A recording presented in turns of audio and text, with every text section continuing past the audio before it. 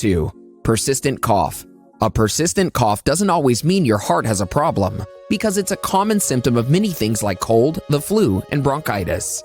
A never-ending cough can be fluid building up in your lungs, which is a sign of congestive heart failure. When the heart is not able to pump efficiently, blood can back up into the veins that take blood through the lungs.